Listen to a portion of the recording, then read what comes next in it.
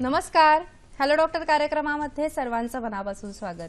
Hello doctor हा दूरदर्शन सह्याद्री वाहिनीचा आरोग्य विषयक विशेष कार्यक्रम आहे, ज्यामध्ये तुम्ही तुमच्या आरोग्य समस्यांविषयी किंवा आजाराविषयीचे प्रश्न हे आमच्या तज्ञ डॉक्टरांना विचारू शकता, ते सुद्धा घरातून कुठेही न हलता फक्त फोनवरून. आजचा कार्यक्रम हा प्रायोजित कार्यक्रम आहे. विषय आहे सर्व आजारांवरील होमिओपॅथिक उपचार. एकदा बाल कुमार कार्तिकेय पटकन आपल्या मोरावर स्वार होऊन पृथ्वी प्रदक्षिणा करायला निघाले. मात्र बाल गणेशांनी अतिशय चतुराईने आपल्या माता पित्यांनाच प्रदक्षिणा घातली आणि ही स्पर्धा जिंकली. खरोखरच बालकाचं विश्व हे त्याच्या माता पित्याभोवतीच घुटमळत असतं. जसा प्रत्येक बालकाचा दृढ विश्वास असतो की अडचण कोणती येवो, आपत्ती कोणतीही येवो, माझे आई वडील त्याच्यावर नक्कीच मात करतील, हाच विश्वास सर्वसामान्य नागरिकांपासून ते चित्रपट सृष्टीतील दादा मुनींपर्यंत सर्वांचा होमिओपॅथीवर आहे. होमिओपॅथी जरी परदेशात सुरू झाली तरीही भारतातील खेड्यापाड्यांपर्यंत त्याची पाळंमुळं आज रुजलेली आहेत आणि ती प्रसिद्ध आहे. सर्व आजारांवर होमिओपॅथी ही एक अतिशय प्रभावी पर्यायी चिकित्सा असू शकते. कशी ती आज आपण पाहणार आहोत. या विषयावर आपल्याला मार्गदर्शन करतील पवार होमिओपॅथी क्लिनिक आणि रिसर्च सेंटरचे डॉक्टर प्रदीप पवार. नमस्कार डॉक्टर, तुमचे या कार्यक्रमामध्ये स्वागत. डॉक्टर प्रदीप महादेव पवार यांनी पंचगंगा होमिओपॅथिक कॉलेज कोल्हापूर येथून BHMS ही पदवी घेतलेली आहे. तसंच national institute of homeopathy Calcutta येथून होमिओपॅथीचे प्रशिक्षण सुद्धा घेतलेलं आहे. गेले 15 वर्षांपासून ते होमिओपॅथिक प्रॅक्टिस करत असून सकाळ वृत्तपत्राद्वारे आदर्श वैद्यकीय सेवा व आदर्श डॉक्टर ह्या पुरस्काराने ते सन्मानित झालेले आहेत. मतिमंद, गतिमंद मुले, दमा, संधिवात व इतर मुरलेल्या आजारांचे 15,000हून अधिक रुग्ण महाराष्ट्र व इतर राज्यातून त्यांनी यशस्वीरित्या बरे केलेले आहेत. दर्शक हो, सर्व आजारांवरील होमिओपॅथिक उपचार असा आजच्या कार्यक्रमाचा विषय आहे. कार्यक्रमामध्ये प्रश्न विचारण्यासाठी तुम्ही आतुर असाल, उत्सुक असाल. प्रश्न करण्यासाठी लागतील आमचे दूरध्वनी क्रमांक. आमचे दूरध्वनी क्रमांक असे आहेत: 022 हा मुंबई बाहेरच्या प्रेक्षकांनी STD कोड डायल करायचा आहे. मोबाईल धारकांनी सुद्धा हा कोड डायल करायचा आहे. आमचे 2 क्रमांक आहेत. पहिला क्रमांक 24908050, दुसरा क्रमांक 24988050. या दूरध्वनी क्रमांकांवर संपर्क साधून आपण आमच्या कार्यक्रमामध्ये जरूर सहभागी होऊ शकता. जास्तीत जास्त प्रश्न आम्ही नेहमीच आमच्या कार्यक्रमामध्ये घेण्याचा प्रयत्न करत असतो, म्हणून फोन करताना कृपया आपल्या टीव्ही संचाचा आवाज कमी ठेवावा. प्रश्न हा विषयाला अनुसरून थोडक्यात आणि सलग विचारावा. आजच्या कार्यक्रमातील तज्ञ डॉक्टर प्रदीप पवार यांच्याशी थेट संपर्कासाठी त्यांचा पत्ता, दूरध्वनी क्रमांक आणि वेबसाईट आम्ही दुसऱ्या विश्रांतीनंतर आणि कार्यक्रमाच्या शेवटी दोन्ही वेळेला दाखवणार आहोत, याची आपण सर्वांनी नोंद ठेवावी. नमस्कार डॉक्टर, पुन्हा एकदा आजच्या कार्यक्रमामध्ये स्वागत. सर, आज आपण जेव्हा विषय घेऊन आले, खूप मोठा विषय घेऊन आले, मला सर्वप्रथम सांगा, होमिओपॅथी म्हणजे नेमकं काय आहे? होमिओपॅथीबद्दलची उत्सुकता दिवसेंदिवस लोकांमध्ये वाढत आहे, कारण काळाच्या ओघात होमिओपॅथीचं यश सिद्ध होत आहे. सर्व मुरलेले आजार जे की आता सध्या धुमाकूळ घालतात, म्हणजे साथ आल्यासारखं कॅन्सरचे पेशंट आहेत, ब्लड प्रेशरचे पेशंट आहेत, डायबिटीजचे पेशंट आहेत, वेगवेगळ्या पद्धतीचे अपंगत्व ज्याच्यामध्ये पोलिओ आहे, स्त्रियांचे आजार, लहान मुलांपासून म्हाताऱ्या माणसांचे सर्व आजार. तर असे सर्व आजार बरं करणारी होमिओपॅथी ही एक अत्यंत सुंदर अशी पॅथी डॉक्टर सॅम्युअल हनेमान यांनी 200 वर्षापूर्वी सिद्ध केली. तर होमिओज म्हणजे सिमिलर आणि पॅथी म्हणजे सफरिंग. तर ह्याच्यामध्ये आम्ही काट्यानं काटा काढणे म्हणजे सिमिलिया सिमिलिवस क्युरंटर हे नेचर्स लॉ ऑफ क्युअर वापरतो आणि पेशंटच्या शरीरामध्ये जे आजारांचे लक्षणं आहेत तशाच पद्धतीचे आजार निर्माण करणारे औषधं देऊन पेशंटचा आजार मुळापासून काढणे हेच होमिओपॅथी म्हणता येईल. निश्चितच. आणि आता तुम्ही उल्लेख केला की कॅन्सर, सध्या ब्लड कॅन्सर किंवा इतरही अवयवाचे जे कॅन्सर आहेत त्यांचं प्रमाण आपण झपाट्याने वाढताना बघतोय. याचं नेमकं कारण काय आणि ह्यावर होमिओपॅथीमध्ये काय ट्रीटमेंट आहे सर? आता इथं स्टुडिओ येण्यापूर्वीच मला 15 मिनिटापूर्वी एका पेशंटचा फोन आला की डॉक्टर, आमच्या रिलेटिव्हजना पॅनक्रियाटिक ट्यूमर आहे. तर सातत्यानं आमच्याकडे असे कॅन्सरचे पेशंट रुग्ण वाढत आहेत आणि होमिओपॅथीमध्ये ह्याच्यामध्ये फार चांगली ट्रीटमेंट आहे. बऱ्याच वेळेस आम्ही कराड, पुणे वगैरे भागात गेल्यानंतर पेशंट भेटतात, म्हणतात की डॉक्टर तुम्ही आमचा कॅन्सर बरा केला, त्याला 3 वर्ष झाले आणि वाटलं नव्हतं की कधी बरा होईल. तर अशा पद्धतीचे पेशंट जे बरे होतात त्याच्याबद्दल मी एक स्लाइड तुम्हाला सुरुवातीला दाखवतो की पेशंटचं रिपोर्ट्स तुम्हाला बघायला मिळतील की कशा पद्धतीने ब्लड कॅन्सरच्या पेशंटला सुरुवातीला मी एक स्लाइड तुम्हाला सुरुवातीला मी दाखवतो. आपण एक व्हिडिओ बघूया या विषयावरचा, ज्याच्यामध्ये कॅन्सरची रुग्णाच आहे. आपण व्हिडिओ बघू शकता. हे व्हिडिओ बघा.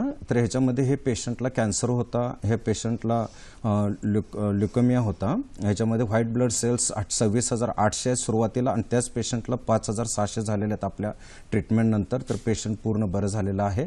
असे वेगवेगळे सर्व अवयवातले कॅन्सर्स होमिओपॅथीने बरे होऊ शकतात. निश्चितच. आणि सर, कॅन्सर सारखाच एक फार महत्त्वाचा आणि आता वाढणारा आजार म्हणजे मधुमेह, आणि त्याचबरोबर इतरही एंडोक्राईन सिस्टीमशी रिलेटेड थायरॉइड असोत किंवा इतरही अनेक आजार, हे थोडक्यात आपण जेव्हा म्हणतो की मधुमेह, तेव्हा अतिशय धसका बसतो, कारण मधुमेह कधीच बरा होणार नाही असा आपला दृढ विश्वास असतो. याविषयी तुम्ही काय मार्गदर्शन करू शकता? आज इथं कार्यक्रमाच्या येण्यामागं प्रयोजन हेच आहे की हे आजार मुळातून बरे होऊ शकतात, हेच लोकांना आम्हाला सांगायचं आहे.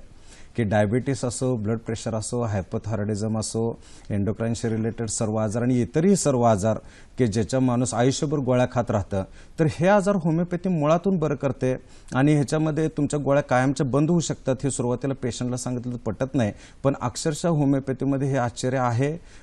डॉक्टर सॅम्युएल हनीमन यांनी जे अँटीमायझमॅटिक थिअरी विकसित केली आहे आणि ह्याच्यामध्ये मुळातून आजार का होतात ह्याचा मूळ शोध त्यांनी लावला आणि हे सर्व विष होमिओपॅथीमुळे निघतं. आणि हे अशा पद्धतीचे पेशंट जेव्हा बरे होतात तेव्हा त्यांची प्रतिक्रिया आपण ऐकण्यासाठी पहिल्यांदा आपण एका पेशंटनं जे व्हिडिओज आम्ही शूट केलेला आहे तो शूट आपण विलास बघूया. बहादुरे यांचा जो व्हिडिओ आहे, मधुमेहाशी संबंधित त्यांचा व्हिडिओ आहे, ते काय म्हणतात हे जाणून घेण्याची आपल्याला उत्सुकता आहेच. आपण तो आता व्हिडिओ बघूया विलास बहादुरे यांचा. माझं नाव विलास बहादुरे, माझं वय 55. 10 महिन्यापूर्वी मी डॉक्टर प्रदीप पवार साहेबांच्याकडे येऊन भेटून गेलो होतो. त्यावेळेला माझी शुगर होती जेवणापूर्वी 189 आणि जेवणानंतर 210.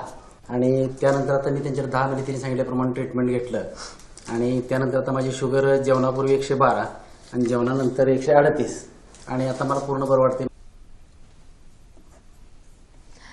निश्चितच आपल्याला हा व्हिडिओ नक्कीच बघितला आणि आपल्याला फोन सुद्धा आलेला आहे. कार्यक्रमातला पहिला फोन आहे. किशन यांचा प्रश्न आहे जालन्यावरून. नमस्कार किशन भाऊ. हॅलो. हॅलो. हा, आवाज येतो. आवाज येतोय तुमचा. बोला बोला, काय प्रश्न आहे तुमचा? नमस्कार सर. पवार सर. हा बोला. सर मला शुगर आहे. हा. हॅलो. मला शुगर आहे आणि माझ्या पायाला त्रास होतो, आग होते पायाची आणि डोळ्याने कमी दिसते. बर. डोळ्यानं कमी दिसते माझ्या. हा हा. आणि खूप त्रास होतो सर शुगरचा. हा ठीक आहे, तुमचा प्रश्न मला समजलेला आहे. तर ह्यामध्ये मी असं सांगेन की तुम्हाला आता सध्या डायबेटिक रेटिनोपॅथी म्हणजे डायबिटीसचे जे कॉम्प्लिकेशन आहे ते तुम्हाला चालू आहे आणि डायबिटीस शरीरामध्ये मुरत चाललेला आहे. तर तुम्ही लवकरात लवकर होमिओपॅथिक ट्रीटमेंट घ्या जेणेकरून मुळातून तुमचे डायबिटीस बरं होईल. आणि ती जी पायाला आग उठते त्याला मलम वगैरे लावू नका आणि ते आजार त्यातून बाहेर पडत असतात. आणि दुसरी गोष्ट म्हणजे बर्निंग, पायाला जेव्हा बर्निंग होत असतं ते जे सुद्धा होमिओपॅथी पूर्ण बरं करू शकते. निश्चितच. म्हणजे डायबिटीस फक्त बरं करत नाही तर डायबिटीसचे जे इतर कॉम्प्लिकेशन्स आहेत, न्यूरोपॅथी आहे, त्यांना रेटायनोपॅथी सुरू झालेली आहे, नेफ्रोपॅथी सुद्धा अनेक वेळेला लोकांना होते, किडनीज खराब होतात, या सर्वांवर आपण होमिओपॅथिक उपचार करू शकतो. Yes yes. डायबिटीसचे जेवढे डायबिटिक नेफ्रोपॅथी, रेटायनोपॅथी, न्यूरोपॅथी सर्व होमिओपॅथी कव्हर करते. आणि फक्त होमिओपॅथीच्या मेडिसिन बरोबर आम्ही ठराविक पद्धतीचे व्यायाम तुम्हाला शिकवतो, प्राणायाम, ध्यान, ते सुद्धा तुम्हाला करावे लागतात. आणि हे दोन्ही मिळून मुळातूनच डायबिटीसच्या तुमच्या ज्या पूर्वीपासून चालू असलेल्या गोळ्या असतात त्या बंद होऊ शकतात. ही अतिशय आनंदाची आणि आजच्या आधुनिक जगामध्ये हे फार मोठं संशोधन आहे असं म्हणावं लागेल. सर, एंडोक्राईन सिस्टीमचे इतरही आजार जसं हायपोथायरॉइडिझम आहे, आज आपण बघतो की लहान बालकांपासून अनेकांना हायपोथायरॉइडिझम म्हणजे थायरॉइड जी ग्रंथी आहे ती कमी काम करते. का असं असेल आणि त्यावर काय चिकित्सा आहे? ह्याच्यामध्ये होमिओपॅथी मूळ कारणांचा शोध घेते की कोणते अनुवंशिक विष आहे जे हे थायरॉइडचा आजार चालू करतं आणि जीवनशैली कशी आहे, पेशंटची प्रवृत्ती कशी आहे. ह्याच्यामध्ये आम्ही पॅथोग्नॉमिक सिम्पटम न घेता पिक्युलर सिम्पटम्स कन्सिडर करतो. त्याच्यामध्ये व्यवस्थित आम्ही केस टेकिंग करतो, पेशंटची पूर्ण माहिती घेतो आणि आमच्या होमिओपॅथीमध्ये जे वेगवेगळ्या पद्धतीचे विष आहेत त्यातलं नेमकं कोणतं विष तुमच्या शरीरामध्ये आहे त्याला सिमिलर असं मेडिसिन देऊन आमचे जे 2000 मेडिसिन्स आहेत त्यापैकी अचूक मेडिसिन देऊन तुमचा डायबिटीस आम्ही बरं आणि हायपोथायरॉइडिझम बरं करण्याला मदत करतो. निश्चितच. फारच छान तुम्ही जालन्यावरून ज्या पेशंटने प्रश्न विचारला, किशनजी त्यांना मार्गदर्शन केलं. आपल्याला पुढचा प्रश्न आलेला आहे. ज्ञानदेव प्रश्न विचारतायत हिंगोलीवरून. नमस्कार ज्ञानदेवजी. नमस्कार. बोला. हा. Hello madam. नमस्कार. बोला. हा मॅडम, मला काय व्हायला लागलंय, अधूनमधून कधी दमाची शिकायत होती. दमा. हा दमा. कारण बाहेर फिरलो ना बाहेर रोडला कुठं तर काय होतंय, असा खोकला येतोय कधी मधी. तर तुमचा प्रश्न समजलाय. हा ह्याच्यामध्ये जे स्टिम्युलेटिंग जे फॅक्टर्स आहेत, म्हणजे की रोडवरून फिरले की मला दमा होतो, धुळीत गेले की दमा होतो, हवामानात बदल पडला की मला दमा होतो, हे सगळे स्टिम्युलेटिंग फॅक्टर्स आहेत. पावसात भिजले की दमा होतो, त्याला आपण जास्त कन्सिडर करायचं नाही, कारण पावसात सगळं जग फिरतंय, धुळीत सर्व जग असते, म्हणून काय सर्वांना दमा होत नाही.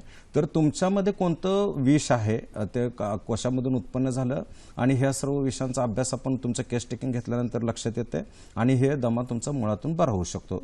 त्यामुळे त्याचं काय जास्त टेन्शन घ्यायची काय सर, हे तुम्ही केस टेकिंग आता म्हणालात, हे काही होमिओपॅथीची स्पेशालिटी असते का सर? हां, होमिओपॅथीमध्ये केस टेकिंग फार महत्त्वाची मानली जाते. ह्याच्यामध्ये वेगवेगळ्या गोष्टींचा आम्ही अभ्यास करतो की बाबा पेशंटला कुठलं हवामान पसंत आहे, पेशंटच्या खाण्यातल्या आवडीनिवडी आहेत, पेशंटची लाईफस्टाईल कशी आहे, पेशंटच्या हातनं चुका कुठल्या कुठल्या होतात. तर ह्या सगळ्या गोष्टी आपण सगळं कन्सिडर करतो, आणि ह्याच्यामध्ये अचूक असं कॉन्स्टिट्युशनल रेमेडी आम्ही देतो. म्हणजे जसं की अर्जुनाला एक डोळा, काय तुला कुठं नेम मारायचा विचारल्यानंतर द्रोणाचार्यांनी त्याने सांगितलं की डोळा दिसतोय, तसं होमिओपॅथीमध्ये अचूक असे पॉझिटिव्ह फॅक्टर्स आहेत की ज्याच्यामधून हे आजार निर्माण होतात, आणि नेमकं कुठला पॉझिटिव्ह फॅक्टर आहे बघायचं, कारण काय बघायचं, आणि त्यानुसार अचूक मेडिसिन देऊन पेशंटचा आजार बरा करायचा. बरोबर. सर, आता जसं आपण मगाशी डिस्कस केलं की कॅन्सर आणि डायबिटीज ह्याचं प्रमाण जसं वाढलेलं आहे, भारत म्हणजे अगदी मधुमेहाची राजधानीच होणार आहे येत्या काही वर्षांमध्ये, तसंच ओबेसिटी आणि त्यामुळे रिलेटेड असलेले सांधेदुखी आणि गुडघेदुखी ह्याचं प्रमाण स्वतः खूप वाढताना दिसतंय. याविषयी काय मार्गदर्शन कराल? ह्याच्यामध्ये मी तर असं म्हणेन की जे तुम्ही आयुष्यभर जे कमवता ते म्हातारपणात गमवल्यासारखं होते, कारण अचानकच म्हातारपणात माणसाला गुडघेदुखी चालू होते, कंबरदुखी चालू होते, संधिवाताचं प्रमाण सुद्धा हल्ली वाढत चाललेलं आहे. तर ह्याच्यामध्ये होमिओपॅथी मुळातून बरं करते. अगदी कायमचं तुम्हाला परत कधीही माझा पूर्वी गुडघा दुखत होता हे आठवणार सुद्धा नाही, इतक्या प्रमाणामध्ये होमिओपॅथी बरं करते. आणि ह्याच्याप्रमाणे आपण एक स्लाइड पहिल्यांदा बघू, व्हिडिओ शो. चारुशीला बहादूर यांची जी व्हिडिओ आहे तो आपण बघूया. त्यांना संधिवात होता आणि त्या या आजारातून कशा बऱ्या झाल्या ह्याचा व्हिडिओ आता आपण बघूया. चारुशीला विलास बहादुरे, वय 42. मला सांधेदुखीचा त्रास होता, बोटं दुखत होती, गुडघं आणि घोट्याचं सांधे सगळे दुखत होते, आणि पोटदुखीचा त्रास होता, डोळ्याची नजर कमी आली होती, आणि उष्णतेचा त्रास होता, आणि लक्षात काही राहत नव्हतं. मी एक साधारण वर्षापूर्वी डॉक्टर पवारांची ट्रीटमेंट घेतली. पूर्ण झाल्यानंतर मला माझ्या जे पहिल्या तक्रारी होत्या सांधेदुखीच्या, बोटाचे, गुडघ्याचे, सांधेदुखी पूर्ण माझी बरी झाली, नजर पण सुधारणा झाली नजरेमध्ये, आणि उष्णता पण पूर्ण बरी झाली, आणि लक्षात राहते आता. आणि औषध बंद होऊन आता साधारण 6 महिने झालेत, पण मला कुठलाही त्रास नाही आहे. ह्या निश्चितच आपल्याला हा प्रश्न, अतिशय छान व्हिडिओ आपण बघितला. असाच आपल्याला एक प्रश्न सुद्धा आलेला आहे. प्रियांका प्रश्न विचारतायत पुण्यावरून. नमस्कार प्रियांका. हॅलो. हा, बोला, प्रश्न काय तुमचा? बोला. हॅलो. बोला बोला, प्रश्न विचारा, बोला. हो, ऐकू येतं बोला. हॅलो. हा हा, मी पुण्यावरून बोलते, प्रियांका देशमुख. हा, माझा प्रश्न असा आहे, माझं वय 47 आहे. हा, मला डायबिटीस आहे, डिप्रेशन आहे, आणि थायरॉइडचाही त्रास आहे. तर होमिओपॅथीमध्ये काय आहे का, म्हणजे किंवा मी तुमच्याकडे येऊ शकते का?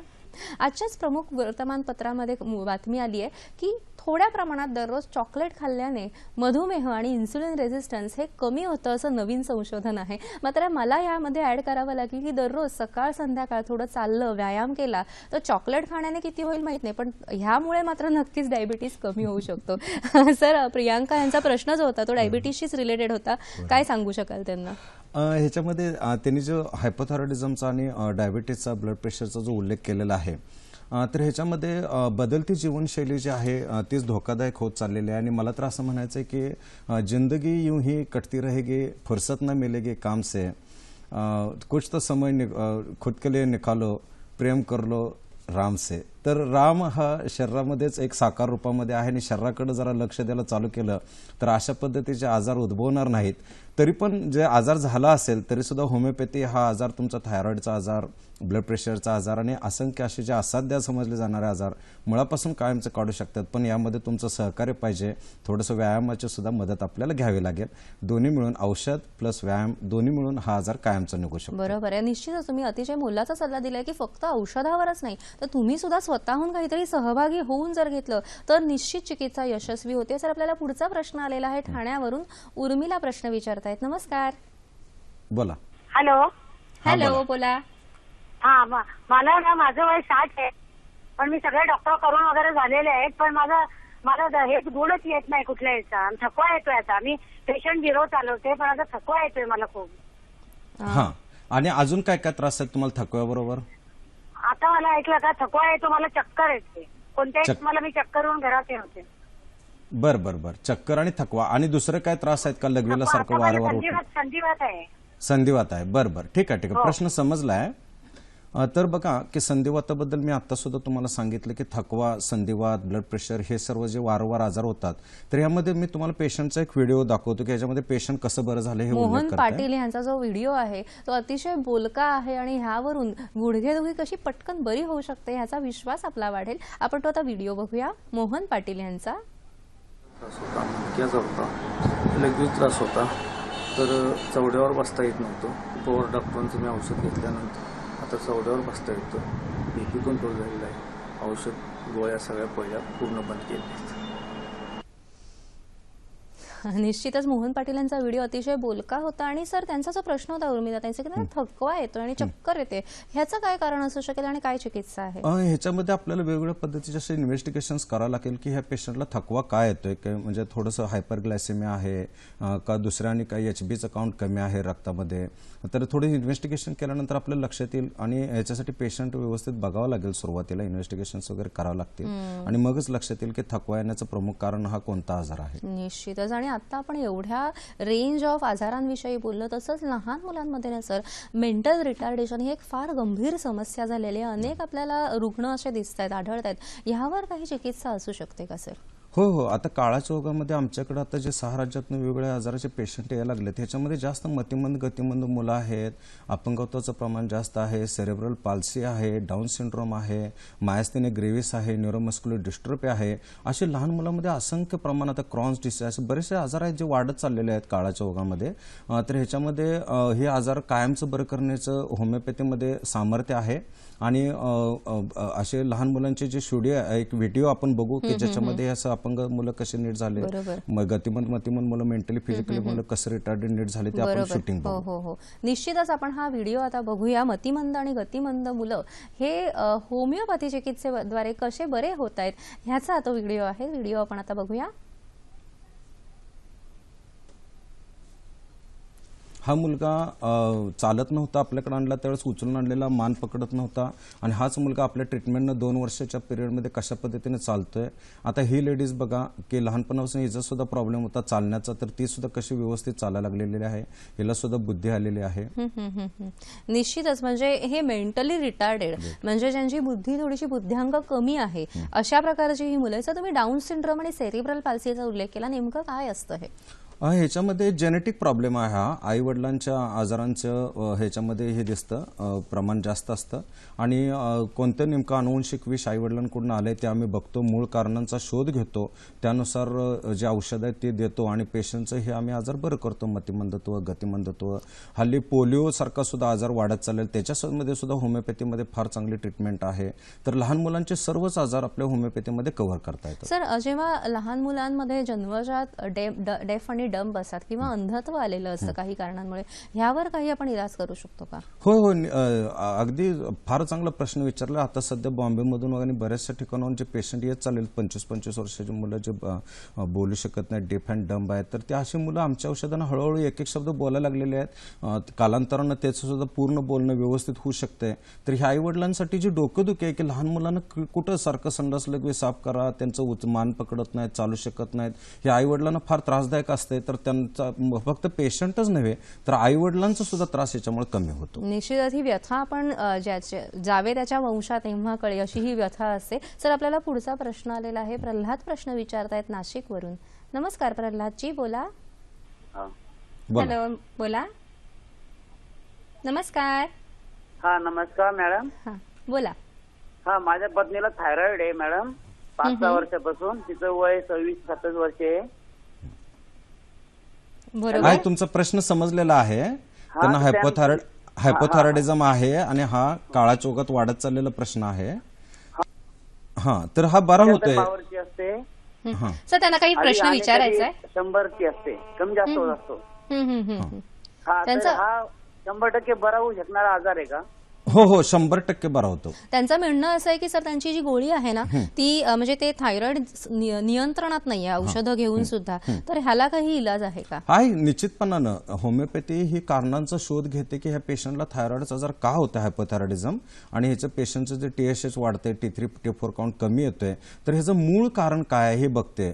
आपण सप्रेस करणारी ट्रीटमेंट होमिओपॅथीमध्ये नसते की गोळी खाल्ली तर थायरॉइड कमी येणार, गोळी बंद झाली तर थायरॉइड परत वाढणार, असं होमिओपॅथीमध्ये नसते. तुमचा कोणताही आजार असू द्या, होमिओपॅथी ही मुळातून बरे करते, हीच होमिओपॅथीची खासियत आहे.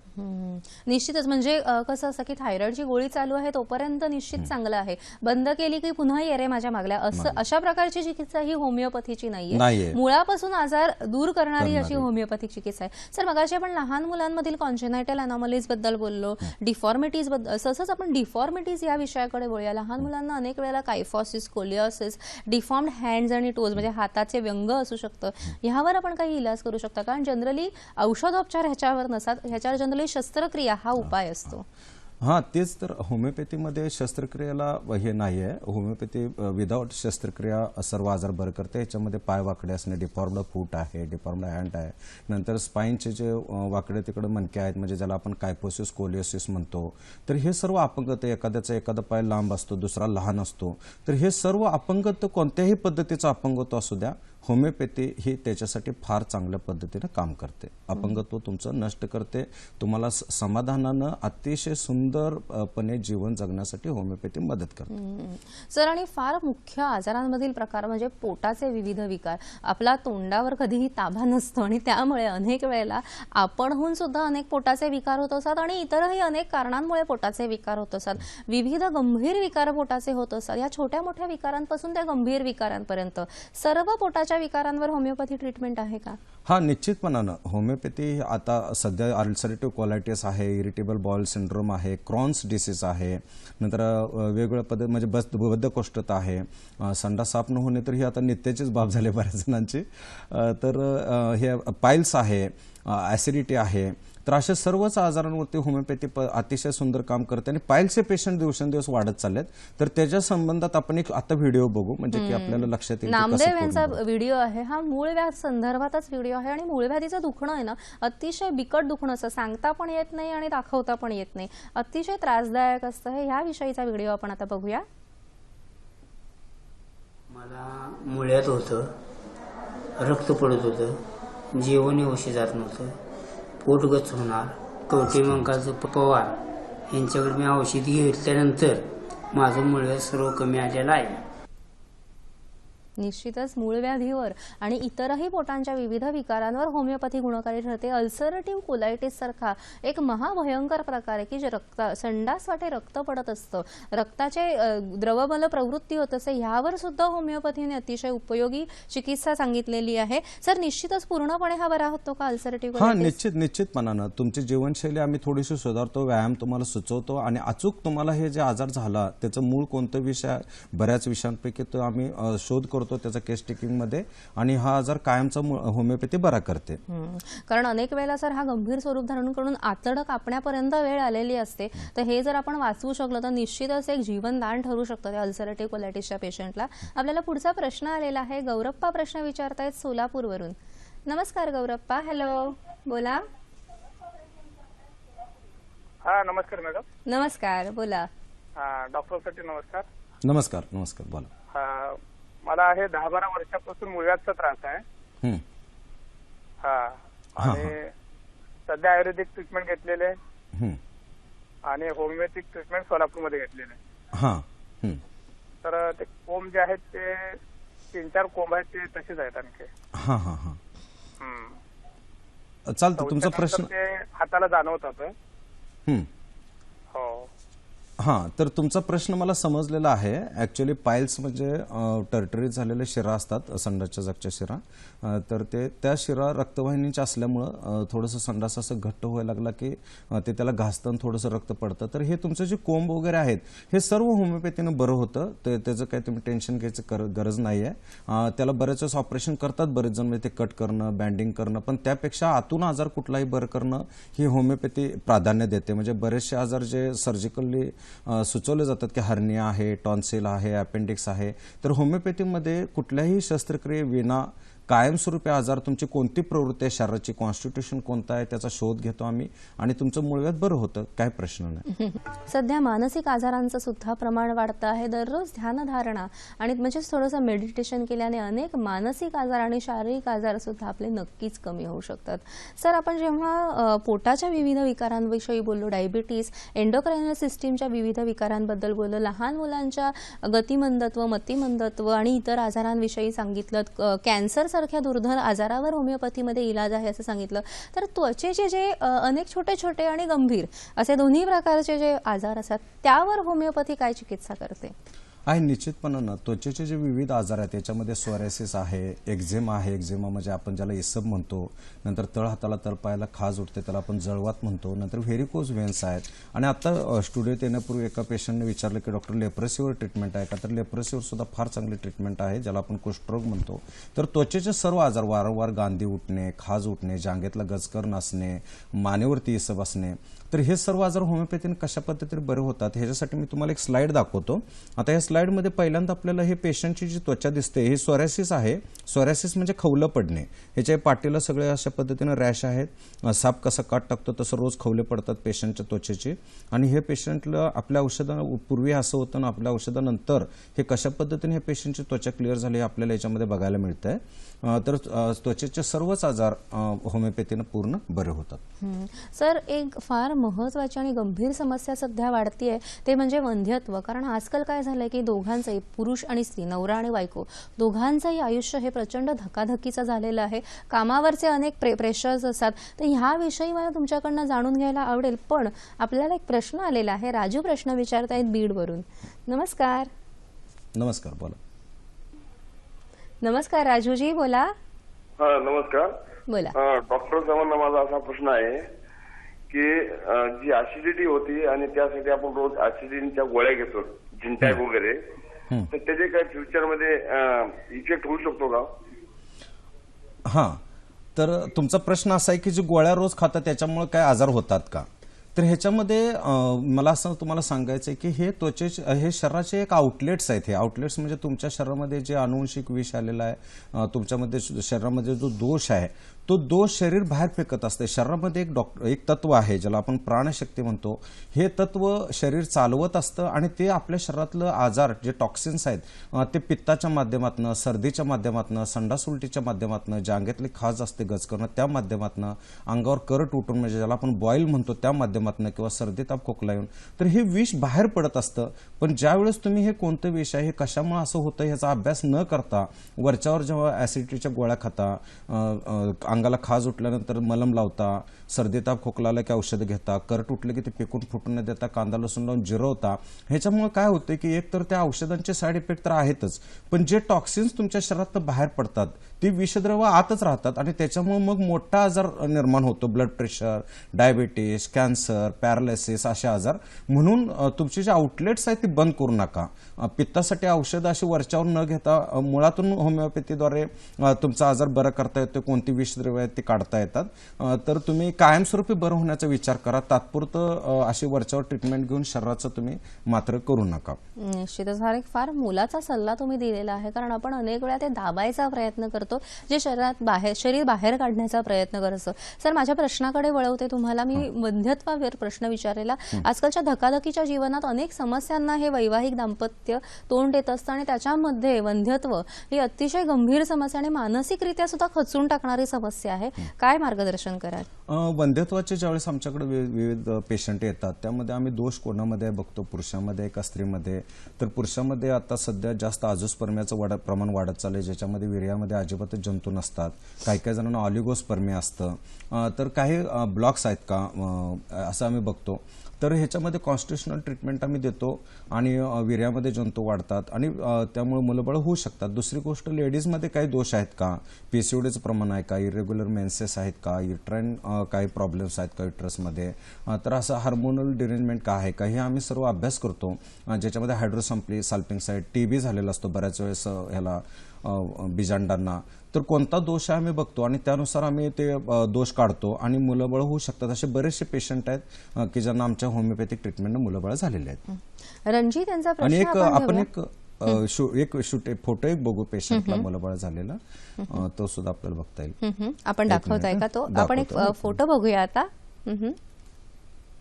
हा, एक मिनिट. पेशंट मध्ये आपण, वंध्यत्वाचं ही केस आहे, याच्यामध्ये मुलबाळ झालेले आहेत आपल्या ट्रीटमेंटनं. ठीक आहे. निश्चितच आपण एक फोन घेऊया. रणजित यांचा प्रश्न आहे बीडवरून. नमस्कार. नमस्कार मॅडम. नमस्कार, बोला. मी रणजित विंगे बोलतो बीडून. मला अल्सरेटिव्ह कोलायटिसचा त्रास आहे पहा. तर त्याचं ऑपरेशन झालेलं आहे दीपक हॉस्पिटल अहमदनगर या ठिकाणी. पण मला एका पोट साफ होत नाही आणि संडास टायमिंग होत नाही आणि ऑपरेशन होऊन त्याच्यावर काही रिझल्ट आलेला नाही. तर त्यासाठी आपल्यासाठी तुम्ही काय करू शकता माझ्यासाठी? हा, तर प्रश्न तुमचा मला समजला आहे. तुम्हाला अल्सरेटिव्ह कोलायटिस आहे, वारंवार संडासमधून रक्त पडतं आणि तुम्ही गोळ्या खाता, सॅझो टॅबलेट टाईप अशा गोळ्या असतात ज्या सप्रेस करतात, तात्पुरता विलाज आहे तो गोळ्या वगैरे. तर होमिओपॅथी तुम्ही निश्चितपणाने ट्रीटमेंट घ्या. त्याच्यामध्ये तुमचं कॉन्स्टिट्यूशन कशा पद्धतीचा ह्याचा अभ्यास केला जातो आणि तुमच्यामध्ये कोणतं विषद्रव्य आहे, ते सिम्पटम सिमिलॅरिटी काय आहे, कोणतं कॉन्स्टिट्यूशन आहे ते बघून आम्ही मूळ कारण कशामुळं हा तुम्हाला अल्सरेटिव्ह कोलायटिस होतोय ते मूळ कारण म्हणजे ते अनुवंशिक आहे का, खाण्यापिण्यातले बदल आहेत का, आणि कोणतं कारण आहे ते आम्ही वेगवेगळे त्याची वर्गवारी करतो कारणांचे आणि मूळ कारण काढतो आणि तुमचा आजार कायमस्वरूपी आम्ही बरा करतो. सर, मेंदूशी रिलेटेड जे अनेक आजार आहेत, ट्रायजेमिनल न्यूरॅल्जिया सारखे अनेक पीडादायक आजार आहेत, ह्यांच्यावर होमिओपॅथी ट्रीटमेंट आहे का? हां, तुम्ही मॅडम ट्रायजेमिनल न्यूरॅल्जियाबद्दल बोलला तर इतक्या असंही वेदना असतात पेशंटला की जन्म नको नको वाटतोय. तर मला तुम्हाला एक गोष्ट सांगायचं आहे की तुमचे जे मेंदूविषयी जे वेगवेगळे आजार आहेत त्याच्यामध्ये कोरिया आहे, पार्किन्सन्स डिसीज आहे, पॅरालिसिस आहे, पोलिओ आहे, नंतर बऱ्याच वेळेस हर्पेस जोस्ट म्हणजे नागिन उठते आणि त्या ठिकाणी बरीच वर्ष जळजळ करत राहतं. नंतर बाकीचे पण असे ह्याचे आजार आहेत म्हणजे ज्याच्यामध्ये आपण कोमा म्हणतो, हेमिप्लेजिया आहे, पॅराप्लेजिया आहे. तर असे मेंदू ब्रेन ट्युमर्स आहेत. तर ह्याच्यामध्ये होमिओपॅथी फार चांगली ॲक्शन आहे होमिओपॅथीचे आणि तुमचे सर्व आजार काढून तुम्हाला एक अत्यंत हेल्दी लाईफ देणं हे होमिओपॅथीचं कर्तव्य आहे. मला असं म्हणायचं आहे की तुम्हाला इतकं हेल्दी बनवायचं आहे की sound seems to be like music, movement seems to be like dance and life seems to be like a celebration. जीवन एक उत्सव तुमचा बनवायचा आहे. तुम्ही बेड रिडन असाल, लकव्यानं तुम्ही बरेच वर्ष झोपून असाल तरी सुद्धा तुम्हाला चालता येऊ शकतं, फिरता येऊ शकतं आणि सर्व मेंदूशी रिलेटेड जे आजार आहेत ते कायमस्वरूपी तुमचे बरे करता येतात. म्हणजे जीवनात एक निखळ आनंदाचा आस्वाद घेण्यासाठी संपूर्णपणे रोगमुक्त करणारी अशी होमिओपॅथी चिकित्सा आपण नक्कीच म्हणू शकतो. सर, जेव्हा तुम्ही मेंदूंची रिलेटेड आजार म्हणत होता तेव्हा अनेक वेळेला लहान मुलांना आणि एका वयानंतर सुद्धा अनेक वेळेला फिट्स येत असतात. अतिशय गंभीर असा हा आजार असो, यावर चिकित्सा आहे का? आहे निश्चितपणानं. मुलांमध्ये जे फिट्स येणारी कॉमन समस्या आहे ह्याच्यामध्ये आमच्याकडे बरेचसे मेडिसिन्स आहेत आणि त्यानं आम्ही तुम्हाला लहान मुलांमध्ये जे फिट्स येते ज्याला आपण बरेच कन्व्हल्जन्स म्हणतो, तर सीझर्स, तर त्याची वर्गवारी करतो आम्ही प्रायमरी वगैरे, कॉम्प्लेक्स सीझर्स वगैरे. तर त्यानुसार आम्ही औषधं देऊन तुमचं फिट्स आजार कायमचा बरा होऊ शकतो. आपल्याला धुळ्यावरून सर प्रश्न आलेला आहे. पुरुषोत्तम प्रश्न विचारतायत. नमस्कार. हॅलो, नमस्कार. हॅलो मॅडम, बोला. बोला. मला थोडं गुडघ्यांना म्हणजे कमरेपासून खाली पिल्याचा संधिवाताचा त्रास आहे मला. हा, संधिवात बरा होतो. आपण आताच त्याच्याबद्दल चर्चा केली की संधिवातामध्ये जे वेगवेगळे प्रकार आहेत भरलेलं असतं कायमस्वरूपी. हॅलो, एक निश्चितच कायमस्वरूपी त्यांना इलाज हवा आहे या विषयावर. तर तुमचं संधिवाताचा कोणता प्रकार आहे? रुमॅटॉइड आर्थरायटिस आहे, रुमॅटिक आर्थरायटिस आहे, ऑस्टिओ आर्थरायटिस आहे. तर ते असे वेगवेगळे संधिवाताचे असंख्य प्रकार आहेत. त्यापैकी कोणत्या पद्धतीचा संधिवात तुम्हाला आहे, तुमचे कॉन्स्टिट्यूशन कशा पद्धतीचे आहे हे बघून मूळ तुमचं जे कारण आहे, मूलद्रव्य कोणतं विष टॉक्सिन आहे शरीरामध्ये ते बघून कॉन्स्टिट्यूशनल प्रवृत्तीची निवड करून जे औषध आम्ही देतो त्यानं संधिवात तुमचा कायमचा बरा होऊ शकतो. तर हेच तुम्हाला मला सांगायचं आहे. निश्चितच सर. आणि पुन्हा मी मेंदूशी रिलेटेड आजारांकडे तुम्हाला वळवते. मग अशी आपण ट्रायजेमिनल न्यूरॅल्जिया विषयी बोललो, तसंच मायग्रेन, डोकेदुखी, प्रचंड प्रमाणात डोकेदुखी असणं, अतिशय त्रासदायक असं, स्वतःची कामं सुद्धा वेळेवर नीट करता येत नाही इतकं त्या माणसाला तो बंदिस्त राहू शकतो. काय सांगाल, ह्यावर ट्रीटमेंट आहे? हा, हेच तर. आता सध्या जास्त मायग्रेनचं प्रमाण वाढतंय, अर्धशिशी आणि त्याच्यामुळे विकास खुंटतो. आज जग एक अशा लेवलला आले की जिथं लोकांना आरोग्य मिळायला गरजेचं आहे. तर मला असं तुम्हाला सांगायचं आहे की आजारांना घेऊन, कारण इंग्रजांच्या पारतंत्र्यातून आपण निसटलो आणि आजारांच्या पारतंत्र्यामध्ये, आजारांच्या बेड्यांमध्ये आपण जाऊन अडकलेलो आहे. सर्व समाजामध्ये लहान मुलांपासून म्हाताऱ्या माणसांपर्यंत सर्व जर आजारी आहेत, विकास खुंटलेला आहे, देशाची प्रगती, विश्वाची प्रगती खुंटलेली आहे. तर अशा वेळेस होमिओपॅथी आपल्यासाठी धावून आलेली आहे आणि तुमचे सर्व आजार हे होमिओपॅथी काढते आणि कायमचं बरं करते, हे मला तुम्हाला सांगायचं आहे. तर आपल्या खोलीत जसं आपण घाण घरातल्या खोलीमध्ये ठेवत नाही, तशा पद्धतीने शरीरात तुम्ही घाण का ठेवता? हे आजार घेऊन का फिरता तुम्ही? तर हे आजार घेऊन फिरू नका. तुमच्या डोळ्याचा चष्मा असो, तुमचं ऍसिडिटी असो, पित्त असो, डोकेदुखी असो, सारखं डोकं दुखतंय म्हणून बाहेरनं मलम लावण्यापेक्षा मला असं म्हणायचं की कोणतं तुमच्या शरीरामध्ये विष आहे ते बघायचं, ते टॉक्सिन्स आहेत ते काढायचे आणि तुम्हाला कायमचं बरं करायचं. फक्त थोडंसं तुम्ही व्यायाम सुद्धा करायला चालू करा. असं मला म्हणायचं की शरीराचं महत्व तुम्ही ओळखा आणि त्याच्यासाठी व्यायामाला सुद्धा दिवसेंदिवस तुम्ही महत्व द्यायला चालू करा. तर व्यायामाचं तुम्हाला महत्व पेशंट लोकांना कळावं ह्याच्यासाठी मॅडम मी थोडंसं, माझ्याकडे इथं स्लाइड्स आहेत. निश्चितच सर, आपण ह्या स्लाइड्सकडे वळूया. आपण आपल्याला अनेक प्रश्न येत आहेत, खूप प्रश्नांचा ओघ वाढलेला आहे. तर आपण एक प्रश्न घेऊया. प्रदीप प्रश्न विचारतायत अंधेरी मुंबईवरून. नमस्कार प्रदीपजी, बोला. हॅलो. बोला. हॅलो. हां, नमस्कार, बोला. डॉक्टर साहेब, माझ्या वडिलांना अल्सरेटिव्ह प्रोजेक्ट झालाय आणि त्यांना ते रक्त पडतंय, आव पडतंय. मग त्याच्याबद्दल काही इलाज आहे का? होते अल्सरेटिव्ह. मुंबईमध्ये काय ब्रँच आहे का? नाही, त्याचे बॉम्बेमध्ये ब्रांच नाही, कवटेमंकाळाचं आहे. तर अल्सरेटिव्ह कोलायटिस पूर्ण बरा होऊ शकतोय, त्याचं तुम्ही टेन्शन घ्यायची गरज नाही. होमिओपॅथिक ट्रीटमेंट तुम्ही घ्या, निश्चितपणानं तुमचा वडिलांचा अल्सरेटिव्ह कोलायटिसचा प्रॉब्लेम मिटू शकतोय. निश्चितच सर, आणि तुम्ही त्याच्या प्रश्नाचं अतिशय समाधानकारक उत्तर दिलेलं आहे. तुम्ही स्लाइड्सकडे वळणार होतात, काय सांगणार होता व्यायामाविषयी? हा, मला तुम्हाला व्यायामाबद्दल हे सांगायचं आहे की मी तुम्हाला जरा स्लाइड्स दाखवतो. ह्याच्यामध्ये तुम्हाला पहिली स्लाइड्स आता बघायला मिळते की ही लेडीज काम करून करून थकलेले आहे, तिथं झोपी गेलेले आहे. तर कामाला जास्त महत्व झालेलं आहे, व्यायामाला महत्व नाहीच आहे. आता हे लहान मुलगा हा जो दिसतोय, याच्यामध्ये हातामध्ये कॉम्प्युटर्स आहे, त्यामध्ये वेगवेगळ्या पद्धतीचे गेम्स आहेत. तर मी तुम्हाला पालकांना, सर्वच पालकांना आत्ताच सांगू इच्छितोय की हे गेम्स वगैरे हे अजिबात तुम्ही मोबाईलमध्ये ठेवू नका, डिलीट करा. एक वेळ दारूचं व्यसन, गुटख्याचं व्यसन परवडलं, पण हे गेमचं व्यसन नको. तर हे अवॉइड करा. तिसरी गोष्ट, इथं तिथं जाताना आपण ज्या गाड्या वापरतो, गाडीतनंच कुठेही जातो, त्याच्याऐवजी चालण्याचे व्यायाम करा. चौथी गोष्ट, ह्याच्यामध्ये ही स्लाइड दिसते, त्याच्यामध्ये कसं लोक रोजच्या रोज सकाळ संध्याकाळी ग्राउंडवर रनिंग करताना दिसते. पाचवी गोष्ट, तुम्ही सायकलवरून कुठेही ट्रॅकिंगची ट्रिप काढा. नंतर अशा पद्धतीचे वॉर्मअप करा. आता हे बघा, सर्व समूह कसं निसर्गाच्या सानिध्यामध्ये आहे. तर हल्ली तरुण मुलं करिअर ओरिएंटेड झालेले आहेत, रात्रंदिवस हे करतात. तर ट्रॅकिंग करा, हे स्विमिंग करा. अशा पद्धतीने तुम्ही गेम्सला महत्व द्या, सूर्यनमस्कार घाला. तर असं आरोग्याला महत्व द्यायला चालू करा. निश्चितच फार मोलाचा सल्ला सर देतात आपल्याला. म्हणजे फक्त आपण आजारांविषयीच नाही, तर आपलं शरीर निरोगी कसं ठेवायचं ह्याविषयी सुद्धा होमिओपॅथीमध्ये निश्चितच मार्गदर्शन आपल्याला आढळतं. सर, आपण जेव्हा इतरही अनेक आजारांविषयी बोलतो, तसंच लहान मुलांच्या आजारांकडे, तुम्ही आता गेमिंगच्या ॲडिक्शन विषयी बोलत, तसंच अनेक लहान मुलांचे आजार असतात. उंची वाढत नसते, वारंवार लघवी होणं असतं, अनेक बौद्धिक समस्या असतात, बुद्ध्यांक वाढवायचा असो. ह्या समस्यांकडे होमिओपॅथी कशा दृष्टीने बघते?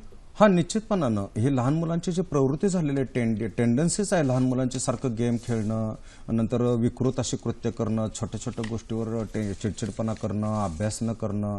नंतर मुलांनी जरी वाचलं तर त्यांच्या लक्षात सुद्धा राहत नाही हल्ली. नंतर अंथरुणात लघवी करतात, वारंवार मुलं आजारी पडतात, जसं की सारखं टॉन्सिलचे त्रास आहेत. हल्ली लहान मुलांमध्ये सुद्धा TB, कॅन्सरचे प्रमाण वाढत चाललेलं आहे. तर हे लहान मुलांचे सर्व आजार, मला तर म्हणायचं की असं ऑटिझम आता सध्या वाढत चाललंय, स्वमग्न मुलं आहेत. तर लहान मुलांच्या सर्वच आजारांमध्ये जे मूळ टेंडन्सी आहे, प्रमुख टेंडन्सी, ते काढून पेशंट, लहान मुलांचे जे वडिलांच्या आई वडिलांसाठी आता एक कामच झालेलं आहे. मुलांचा विचार करण्यातच आयुष्य जायला लागले की लहान मुलं आमच्या अशी का वागायला लागले, तर आम्ही तर असं नव्हतो. तर ही मुलांचे प्रॉब्लेम कायमस्वरूपी मिटवण्यासाठी होमिओपॅथीचा आधार तुम्ही घ्या. आणि दुसरी गोष्ट, थोडंसं मुलांना व्यायाम सुद्धा शिकवायला चालू करा. आपल्याबरोबर योगासनं करत असताना मुलांना व्यायामासाठी घ्या, मुलांना चांगल्या पद्धतीच्या सवयी लावा. फक्त मला असं म्हणायचं की त्याला मारू तेवढं नका, कारण ते जे मुलं अशी वागतात ते त्यांच्यातल्या टॉक्सिन्समुळे, विषामुळे अशी चिडचिडपणा करतात, वस्तू मोडतात, तोडतात, फोडतात, हट्टीपणा करतात. तर मारणं हा त्याच्यावरचा उपाय नाही. त्यांच्यामध्ये जे दोष आहेत, जे अनुवंशिकतेनं आलेले आहेत, ते विष काढणं, त्यांना बरं करणं, हे आपलं होमिओपॅथी साध्य करते. सर, आपल्या पुढचा प्रश्न आलेला आहे. भिकाजी प्रश्न विचारतायत कोल्हापूरवरून. नमस्कार. नमस्कार पाटीलजी. बोला. हॅलो, नमस्कार पाटीलजी, बोला. नमस्ते मॅडम. नमस्कार. आम्हाला अँकिलोजिंग स्पॉन्डिलिसिस. अँकायलोजिंग स्पॉन्डिलायसिस. हो हो. हां, अँकलेजिंग स्पॉन्डिलायसिस.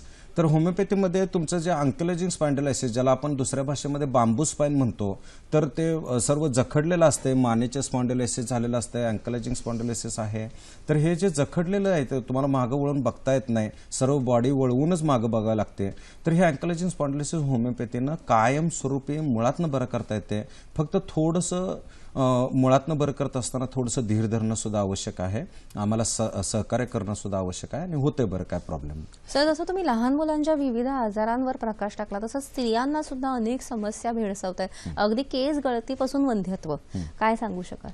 हां, स्त्रियांमध्ये जे मूळ प्रमुख आजार आता सध्या जास्त जे दिसतात त्याच्यामध्ये ते डोकेदुखी तर आहेच, व बाकीचे आजार जे कंबरदुखी आहे, इरेग्युलर मेन्सेस आहेत, अंगावरनं पांढरं जाते, अंगावरनं तांबडं जाते, नंतर पिशवीला गाठी असतात, फायब्रॉइड, युट्रन फायब्रॉइड्स आहेत, नंतर प्रोलॅप्स ऑफ युटरस सारखं अंग बाहेर येणे ही एक प्रमुख तक्रार होऊन बसलेली आहे. नंतर असे जे स्त्रियांचे वेगवेगळे आजार आहेत, चालताना दम भरायला लागले हल्ली स्त्रियांना, सारखं केस गळण्याचे पण प्रामुख्याने तक्रार वाढत चाललेले आहे. तर हे सर्व होमिओपॅथी बरं करू शकते. त्यामुळं तुमचे कुठलेही स्त्रियांचे जे आजार आहेत त्यासाठी तुम्ही होमिओपॅथिक ट्रीटमेंट अवश्य घ्या. सर, अनेक वेळेला काय असतं ना की सकाळी उठल्या उठल्या शिंका येणं, वारंवार सर्दी होणं, जरा जरी सीझन बदलला तरी सर्दी, खोकला, दम्याचा त्रास सुरू होणं, अशा आजारांवर आपण होमिओपॅथी ट्रीटमेंट देऊ शकतो का? हा, निश्चितपणानं. श्वसनाचे जे वेगवेगळे आजार आहेत ह्याच्यामध्ये तुमचं ते अस्थमा आहे, ब्रॉन्कियल अस्थमा आहे, नंतर पल्मनरी हायपरटेन्शन सध्या वाढत चाललेलं आहे, पल्मनरी हायपरटेन्शन, सीओपीडी आहे. तर असे श्वसनाविषयक जे टीबी आहे, मल्टीड्रग रेजिस्टंट टीबी, हल्ली HIV मुळे सुद्धा टीबीचं प्रमाण वाढत चाललेलं आहे. तर हे सर्व आजार, अगदी HIV सुद्धा आणि बाकी सर्व श्वसनाचे सर्व आजार, ॲलर्जीचे आजार, हे सर्व होमिओपॅथी बळी करते.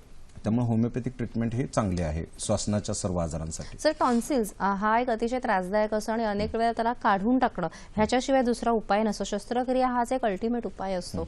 होमिओपॅथी ट्रीटमेंट काय सांगते? शस्त्रक्रियेनं आपण अवयव काढणं हे फार धोकादायक आहे. कारण टॉन्सिल काढण्यासाठी समजा तुम्ही 5,000 रुपये दिले तर परत तुम्ही 5,000 कोटी रुपये देतो आणि दुसरे टॉन्सिल तुम्ही आम्हाला द्या असं जर तुम्ही म्हटलं तर दुसरे टॉन्सिल मिळणार नाहीत. तर शरीराचं महत्त्व तुम्ही जाणून घ्या. अवयव कुठलेही तुम्ही शरीरातले काढू नका. कारण जसं लहान मुलाला चिमटीतनं सूर्याकडे बघितलं तर चिमटीत सूर्य दिसतो, पण तो सूर्य एवढा मोठा आहे की तो त्या लहान मुलाच नव्हे सर्व विश्वाला प्रकाशित करतो. त्या पद्धतीने शरीर हे फार महान आहे, शरीर फार अद्भुत आहे. त्याचे अद्भुतपणा, त्याचा दिव्यपणा तुम्ही जाणून घ्या आणि शरीराला कशाही पद्धतीने ट्रीटमेंट न देता, कायमस्वरूपी आजार मुळातनं बरं, अवयव न काढता कशा पद्धतीनं बरं होता येईल याचा तुम्ही विचार करा. निश्चित. सर, आणि अजून एका वेगळ्या विषयाकडे मला तुम्हाला वळवायचं आहे. शारीरिक जे आजार असतात ना, दिसतात, आपण सांगू शकतो, पण अनेक असे मानसिक आजार आहेत ते जे सांगितलं ना तरी लक्षात येत नाही. कारण तो जो रुग्ण असतो तो अतिशय निरोगी दिसत असतो, तुमच्या आमच्यासारखाच दिसत असतो. मानसिक आजारांवर काही आपण चिकित्सा करू शकतो का? हां, मानसिक आजारामध्ये आता सध्या ऑब्स्ट्रक्टिव्ह कंपल्सिव्ह डिसीजेस आहेत, OCD म्हणतो ज्याला आपण, बाकीचे पण सिझोफ्रेनिया आहे. तर मानसिक आजार, नैराश्य, डिप्रेशनमध्ये लोक चाललेले आहेत. मानसिक आजार दिवसेंदिवस वाढत चाललेले आहेत. व्यायामाचा अभाव आहे हे एक प्रमुख कारण आहे. दुसरं धावपळीचं आहे, ताणतणाव आहेत. तर मानसिक आजार सर्व बरे होतात. तुमचा कुठलाही मानसिक आजार असू द्या. फक्त ह्याच्यामध्ये तुम्ही एक लक्षात घ्या की टॉक्झिन्स, कोणतं विषद्रव्य शरीरामध्ये आहे ज्याच्यामुळे हे मानसिक आजार वाढत चाललेले आहेत, ते टॉक्सिन काढणं. मी वारंवार एक उदाहरण देत असते की जसं शेतामध्ये जमिनीत घूस आहे आणि घूस होलं पाडायला लागले आणि तुम्ही होलं मोजवत बसला तर चालणार नाही, तुम्हाला घूस मारायला पाहिजे. त्या पद्धतीनं कारण शोधणं, which is the positive factor behind all this diseases. तर हे कोणती विषद्रव्य शरीरामध्ये ती काढणं हे सुद्धा फार गरजेचं आहे. फक्त काउन्सिलिंग करून आणि वरच्यावर तुम्हाला काहीतरी सल्ले देऊन चालणार नाही. त्याला औषधं देऊन ते टॉक्सिन्स, ते विषद्रव्य काढणं आणि तुमचे मानसिक आजार मुळातून आणि कायमचं बरं करणं आणि हे जे तुम्ही गोळ्या आयुष्यभर खात राहतात त्या सुद्धा बंद करता येतील. निश्चितच फार मोलाचं तुम्ही मार्गदर्शन करताय. शारीरिक असो, मानसिक असो, अनेक व्याधी असे असतात की जे फक्त त्या व्यक्तीलाच नाही तर समाजाला, त्या कुटुंबाला सुद्धा त्रास देत असतात. ते म्हणजे दारू किंवा व्यसनं. ह्याविषयी काही होमिओपॅथीमध्ये ट्रीटमेंट आहे का? हा, निश्चितपणानं. मला तुम्हाला असं सांगाय की ज्यावेळेस एखादा व्यक्ती दारू पिते, गुटखा खाते, त्यावेळेस लोक म्हणतात अरे हा वाया गेलाय, म्हणजे हा चुकीचं करतोय. तर हे फार लक्षात घ्या की ही लोक मुद्दाम दारू पित नाहीत, त्यांच्यात विषद्रव्य आहेत, त्यांच्यात टॉक्सिन्स आहेत आणि ते विष काढलं की त्या विषाला ते दारू आवडते, त्या मनुष्याला तो गुटखा आवडतो. विष काढलं की ते दारूची इच्छा बंद होते आणि दारूपासून मुक्ती मिळू शकते. निश्चितच कार्यक्रमामध्ये आता वेळ झालेली आहे आजच्या आरोग्य सल्ल्याची. आजचा आरोग्य सल्ला काय आहे तो पाहूया.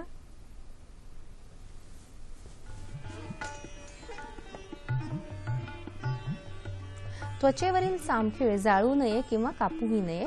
किरकोळ आजार जसं सर्दी, थंडी, ताप, खोकला, जुलाब, उलटी, खास, करट या आजारांना बाहेर पाडून शरीराला त्याचे काम करून द्यावे. यांवर बाहेरील औषधोपचार घेतल्यास आजार दबतो व त्याचे मोठ्या आजारात रूपांतर होते. त्याऐवजी घरगुती उपाय करावेत व विश्रांती घ्यावी. आहारात तेलकट, तिखट आणि मीठ ह्यांचे प्रमाण कमी असावे. आजच्या कार्यक्रमातील तज्ञ डॉक्टर प्रदीप पवार यांच्याशी थेट संपर्कासाठी त्यांचा पत्ता, दूरध्वनी क्रमांक आणि वेबसाईट आम्ही आता दाखवतो.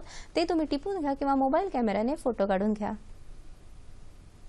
Doctor Pradeep Mahadev Pawar, Pawar homeopathic polyclinic and research centre, Kusum palace, Vidyanagar, Kavathe Mahankal, जिल्हा सांगली 416-405. दूरध्वनी क्रमांक 0234122330, 9604-801-307, 9423-829-131, 9421-729-035. Website www.pawarhomeopathicpolyclinic.com. आजचा कार्यक्रम तुम्हाला कसा वाटला हे जाणून घेण्याची सुद्धा मला उत्सुकता आहे. याशिवाय ज्या डॉक्टर्सना आमच्या कार्यक्रमात प्रायोजित कार्यक्रम करायचा असेल त्यांनी आम्हाला जरूर संपर्क साधावा. आमचा पत्ता असा आहे. निर्माती हॅलो डॉक्टर, दूरदर्शन केंद्र, Worli, Mumbai 400030. Email hello.drdkmumbai@gmail.com. www.facebook.com/ddsahyadri.in वर तुम्ही तुमच्या कॉमेंट्स पाठवू शकता किंवा youtube.com/user/ddsahyadri वर तुम्ही हा कार्यक्रम पुन्हा बघू शकता. आपण दारू, व्यसनमुक्ती, मानसिक आजार, इतरही अनेक शारीरिक आजार ह्यांकडे तर वळलो आहोतच. त्याचबरोबर अनेक वेळेला कॉस्मेटिक असणारं म्हणजे लहान वयात चष्मा लागणं किंवा चष्मा नको असणं ह्यावर काही उपाय करू शकतो का? हा निश्चितपणानं. हल्ली लहान मुलांमध्ये चष्मा पण जास्त बघायला मिळतो. रिफ्रॅक्टरी प्रॉब्लेम्स डोळ्यांमध्ये वाढत चाललेले आहेत. तर लहान वयापासूनच आयुष्यभर चष्मा वगैरे फिरण्यापेक्षा माझं तर असं म्हणणं आहे की आतूनच डोळा बरं करणं फार चांगलं आहे. कारण बाहेरून कुठलाही ट्रीटमेंट घेणं हे काय सुखावं नाही आहे. तर आतून आजार बरं केलेल्याचा एक तर फायदा तो डोळ्याचा आजार तर बरा होतोच आणि भावी काळात जे नवीन नवीन जे विषद्रव्य आजार निर्माण करणार आहे त्यापासून सुद्धा मुक्ती मिळते. तर निश्चितपणानं तुम्हाला होमिओपॅथिक ट्रीटमेंट सहाय्यकारी आहे. सर, अजून कोणत्या गोष्टीवर संशोधन झालं पाहिजे असं तुम्हाला वाटतं? आता निश्चितपणानं मला असं सांगायचं आहे की संशोधन म्हणजे जे अज्ञात आहे ते ज्ञात करणं आणि सगळ्यात मोठं संशोधन व्हायला पाहिजे ते म्हणजे ते परमतत्व जे हृदयाला चालवतं, जे शरीराला चालवतं, ज्याच्यामुळे आपण जिवंत आहे, ती प्राणशक्ती, ह्या शक्तीचं नेमकं स्वरूप हे जाणून घेणं आणि त्याच्यावर रिसर्च करणं ही फार महत्वाची गोष्ट आहे. आणि सर, आजारांचं प्रमाण काय वाढतंय असं तुम्हाला वाटतं? आजारांचं प्रमाण वाढायचं मूळ कारण तर आरोग्याविषयी दुर्लक्ष हेच आहे. आरोग्याकडे माणूस लक्ष देत नाही. जसं लहान मुलाला एखाद्या आपण 500ची नोट दिली आणि 5 रुपयाचं नाणं दिलं तर मुलगा 5 रुपयाचं नाणं उचलून जाऊन आईस्क्रीम घेऊन येते, पण 500च्या नोटचं महत्व कळत नाही. तसं शरीराचं महत्व माणसाला कळेना की शरीर किती दिव्य आहे, शरीर किती अद्भुत आहे आणि शरीराच्या जेव्हा आपण जगतोय त्या शरीराला जरा वेळ द्यायला पाहिजे. ही भावना हल्ली लोकांच्यात नाही आहे. तर मी तुम्हाला थोडेसे स्लाइड दाखवतो जेणेकरून तुम्हाला शरीरासाठी कुठले व्यायाम जास्त सोयीस्कर पडतील हे सांगतो. तर ह्याच्यामध्ये आपल्याला पहिली स्लाइड आहे ती प्राणायामची आहे, ज्यामध्ये ब्राह्मणी प्राणायाम, अनुलोम विलोम प्राणायाम आहे, मेडिटेशन आहे. दुसरी ह्या स्लाइडमध्ये सुद्धा तुम्हाला अनुलोम विलोम प्राणायाम करताना जी मुलगी दिसते. तिसरं हे परमतत्व त्याच्याशी एकरूप होणं, त्यासाठी ध्यानाची मेडिटेशनचं माहिती आपण घेऊ शकतो. तिसरी गोष्ट प्रार्थना, ह्याच्यामध्ये आपण ती परमशक्ती आहे तिच्याशी प्रार्थना करून एकरूप होऊ शकतो. पॉझिटिव्ह एनर्जी आपल्यात निर्माण होऊ शकते. आता चौथी गोष्ट मी जर थोडंसं आहाराबद्दल सुद्धा तुम्हाला सांगू इच्छितो की आहार हा सात्विक असला पाहिजे आणि ह्याच्यामध्ये तामसी आहार नको आहे. याच्यामध्ये जे फास्ट फूड आहे, बेकरी पदार्थ आहेत ते नको आहेत का? त्यामध्ये निगेटिव्ह एनर्जी जास्त आहे, ज्याच्यामध्ये दाबेली आहे, नंतर वेगवेगळ्या पद्धतीचे असे चॉकलेट्स आहेत, कॅडबरी आहेत, नंतर कोल्ड्रिंक्स आहेत. तर हे बेकरी पदार्थ शक्यतो अवॉइड करायला पाहिजे, सात्विक आहार घ्यायला पाहिजे. आता इथे हृदयाचा आकार काढून हे घातक, हृदयासाठी सुद्धा हे घातक आहे. आपल्याला हृदयाचा आकारामध्ये वेगवेगळ्या पद्धती चॉकलेट्स दिसतात. तर हे वर्ज करून हेल्दी फूड, ज्याच्यामध्ये गाजर, मुळा, टोमॅटो आहे, वेगवेगळ्या पद्धतीच्या भाज्या आहेत, त्यासुद्धा आपण भाज्यांचा वापर रोजच्या रोज पाहिजे. हे सर्व आणि कोल्ड्रिंक्स वर्ज करून हे घ्या, ताक, लस्सी आणि होमिओपॅथिक ट्रीटमेंटसाठी हॉस्पिटलमध्ये ऍडमिट व्हावं लागतं का सर? नाही, बिलकुल नाही. 1 दिवसातच होऊ शकते. सकाळी 11ला या, संध्याकाळी 6 पर्यंत थांबा आणि व्यवस्थित ट्रीटमेंट. लहान मुलांमध्ये जन्मजात विकृतींवर होमिओपॅथिक ट्रीटमेंट आहे का? निश्चितपणानं 100%. होमिओपॅथिक ट्रीटमेंट सर्वसामान्याला परवडते का? निश्चितपणानं. होमिओपॅथी तर ती खासियत आहे, कमी किमतीत ट्रीटमेंट. होमिओपॅथी ट्रीटमेंटमध्ये फार पथ्य पाळावं लागतं का? नाही, फक्त कच्चा कांदा, कच्चा लसूण आणि कॉफी. होमिओपॅथिक डॉक्टर म्हणून तुमचं काय ध्येय आहे?